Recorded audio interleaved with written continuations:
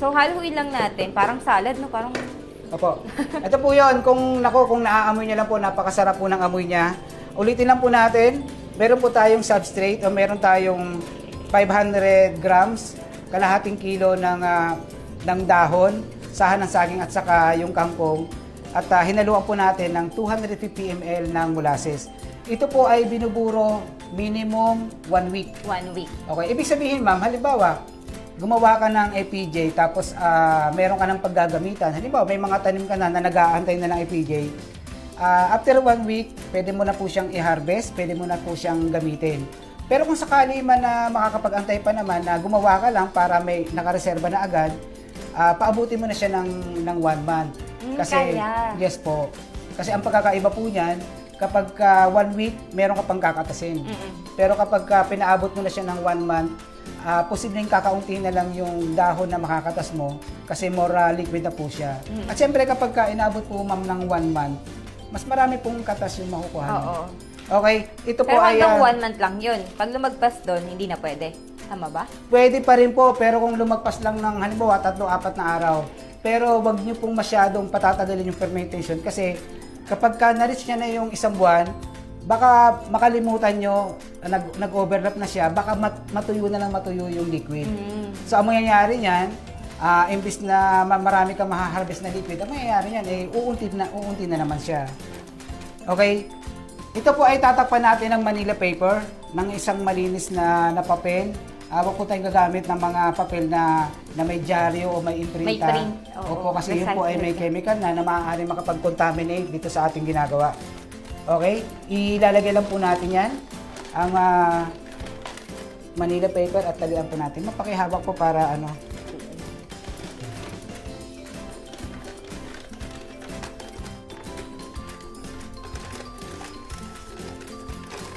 Pagkatapos po ito matalian, pwede nang i-store.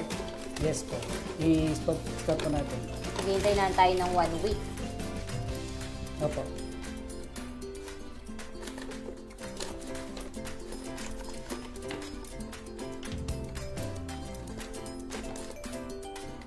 Okay, ito na po yun. Ito po ay dapat... Ay, sorry po na talaga. Disaster talaga. Ulit. Okay lang.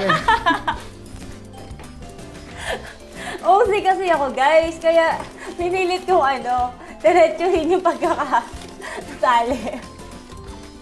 Ayan. Ito na po.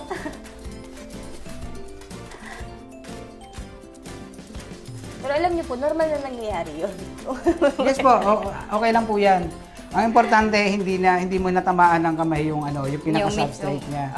Cover lang. Ayan. Okay, tandaan po natin na ito po ay dapat nating ilagay sa isang lugar na malinis, malamig, madilim. Okay. Madilim? Bakit? Yes po, madilim. Pag na-expose sa araw? Kahit po, wag naman sa madilim, basta yung wala siyang direct sunlight na ano siya. Kasi kapag nagpe-ferment tayo sa isang maliwanag, medyo nadidisturb ngayon yung mga mikrobyo. Kasi ito po, ang fermentation po, nag-i-invite po tayo ng mga microbes, ng mga good bacteria. Kaya tayo naglalagay ng molasses kasi ito yung nagiging pagkain nila. Kung walang molasses, hindi papasok yung mga microbes kasi wala silang pagkain. Pangalawa, kung maglalagay lang tayo sa isang container ng mga gulay, ng mga substrate, ito po ay after 1 week, mag-iiba na po ang amoy nito, mabubulok at magiging basura na siya. Pero dahil nga po sa naglagay tayo ng molasses, magkakaroon po siya ng presence ng microbes. Kapag may microbes, hindi po babaho o hindi mag-iiba ng amoy yung fermentation natin. Okay, so dapat ilalagay natin sa isang area na kahit hindi naman gaano madilim, basta yung walang direct sunlight para makakilos na maayos, makapagtrabaho yung microbes. Pangalawa, kailangan malinis. Malayo siya sa mga bagay sa mga chemicals na maaaring makapag-contaminate. Halimbawa, wag niyong ilalagay sa tabi ng gasol, tabi ng rugby, pintura, etc. O kaya basurahan. Wag na wag. Yes, ma'am. Okay, ulitin lang po natin. Minimum 1 week. So, after 1 week, kung may paggagamitan na kayo, ang gagawin nyo lang po, kakatasin nyo. Yung katas na makukuha mo, yun na po yung FPJ. Okay, pero kung wala pa naman paggagamitan, makakapag-antay pa naman, paabutin nyo na siya ng 1 month. Oo.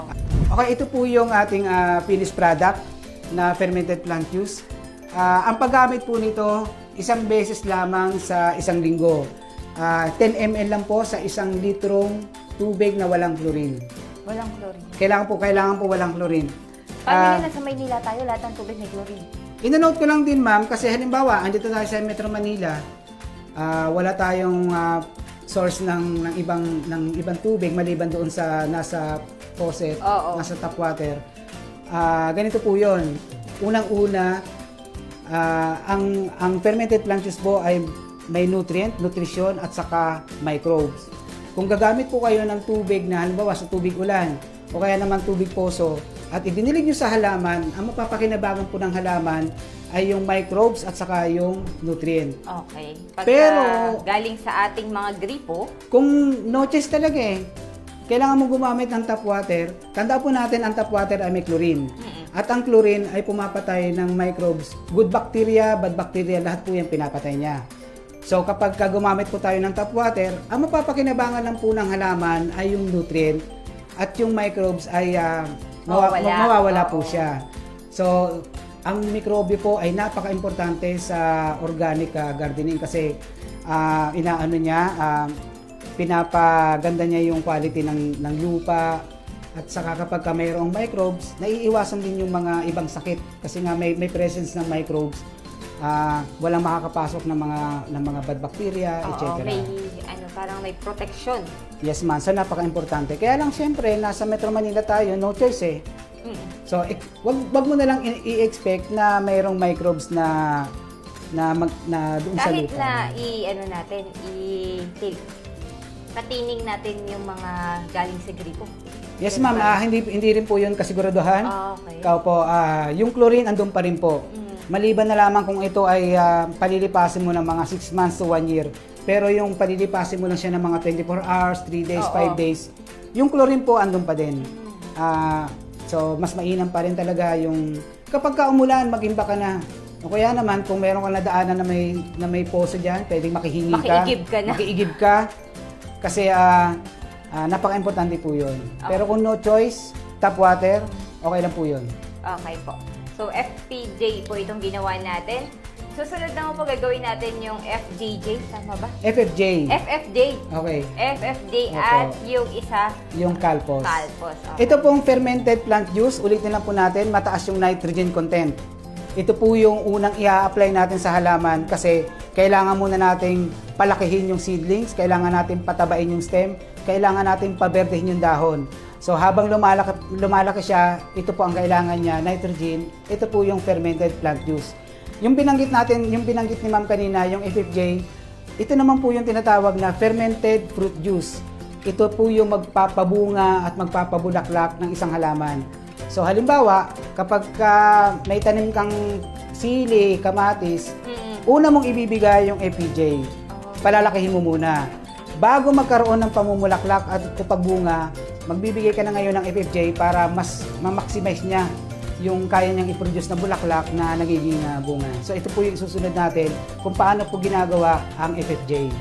Paraan si Don Bustamante para gumanda at lumago ng maayos ang ating mga tanim. At syempre, organic pa rin ito.